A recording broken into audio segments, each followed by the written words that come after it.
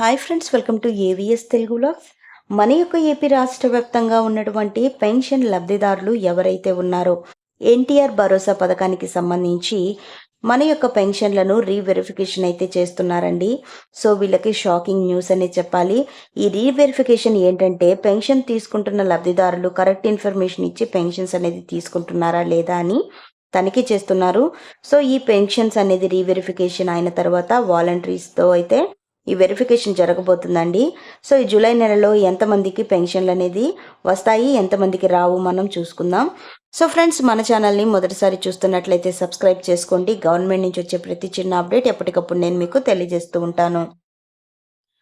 మన యొక్క ఏపీ రాష్ట్ర వ్యాప్తంగా జూలై 1వ తారీఖు నుంచి కూడా గతంలో ఉన్న వైఎస్ఆర్ పెన్షన్ కానుక పథకం పేరు మార్చి ఎన్టీఆర్ భరోసా పెన్షన్ పథకంగా అమలు చేశారు మన యొక్క ప్రభుత్వం వారు.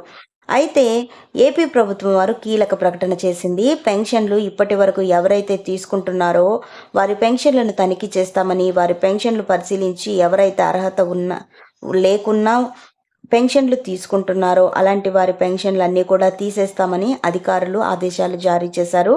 సో అంటే గతంలో ఎవరైతే ఇనెలిజిబుల్ డాక్యుమెంట్స్ అంటే ఫేక్ డాక్యుమెంట్స్ ప్రొడ్యూస్ చేసి పెన్షన్లు తీసుకుంటున్నారో వారికి బ్యాడ్ న్యూస్ అండి. సో చాలామంది కూడా కొత్త పెన్షన్లకు సంబంధించి అప్లై చేసుకొని ఎదురు చూస్తున్నారు. వారికి కూడా విడుదల చేసే అవకాశం ఉంది.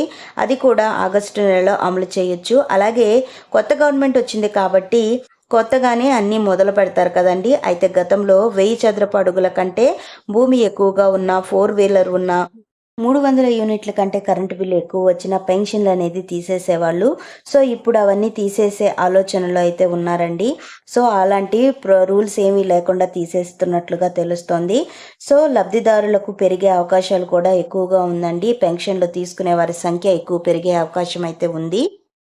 సో 300 యూనిట్ల కంటే కరెంటు బిల్లు ఎక్కువగా వచ్చినా గత ప్రభుత్వం అయితే మనకు పెన్షన్లు అనేది తీసేసేవాళ్ళండి. అయితే ఇప్పుడు అలాంటి రూల్స్ లేకుండా సీఎం చంద్రబాబు నాయుడు గారు అయితే తీసేసే అవకాశం ఉన్నట్లు అధికార వర్గాలు వెల్లడిస్తున్నాయి. సో కొత్తగా ఎవరైనా పెన్షన్లకు అప్లై చేసుకోవాలి అంటే కనుక ఇంకా అప్లికేషన్ ప్రాసెస్ అనేది ఇంకా ఎనేబుల్ చేయలేదండి. ఒకవేళ ఆప్షన్ అయితే ఎనేబుల్ చేస్తే సచివాలయాల ద్వారా లేక వాలంటీర్స్ ద్వారా అప్లై చేసుకోవచ్చు. వాలంటీర్లను అయితే యథావిధిగా అయితే మనకు విధుల్లోకి అయితే తీసుకోవడం జరుగుతుంది. అయితే మనకు రీసెంట్గా మంత్రి డోలాబాల వీరాంజనేయ స్వామి గారు వెల్లడించారు. యథావిధిగా వాలంటీర్లు అలాగే వాళ్ళ విధుల్లోకి వస్తారు. జూలై 1వ తారీఖు నుంచి పెన్షన్లు ఇంటి వద్దనే యథావిధిగా పంపిణీ చేస్తారు అని. సో ఒంటరి మహిళ, వృద్ధులకు, వితంతువులకు మళ్ళీ 7,000 రూపాయలు ఇస్తారు. ఎవరైతే వికలాంగులు ఉన్నారో వాళ్ళకి 15,000 రూపాయలు అయితే పంపిణీ చేయబోతున్నారు. సో ఫ్రెండ్స్, చూసారు కదా, ఈ వెరిఫికేషన్ అనేది మనకు ఎవరైతే అనర్హులుగా ఉన్నారో వారందరి పేర్లు అయితే తొలగించేసి వాళ్ళని అయితే రిలీవ్ చేసేస్తారు. తర్వాత మిగిలిన వారికి అందరికీ పెన్షన్లు పంపిణీ చేస్తారు. ఇదండి మనకు వచ్చినటువంటి లేటెస్ట్ అప్డేట్. మరిన్ని వివరాల కోసం, మరిన్ని అప్డేట్స్ కోసం మన ఏవిఎస్ తెలుగు వ్లాగ్స్ ఛానల్ని సబ్స్క్రైబ్ చేసుకొని లైక్ చేయడం మర్చిపోకండి.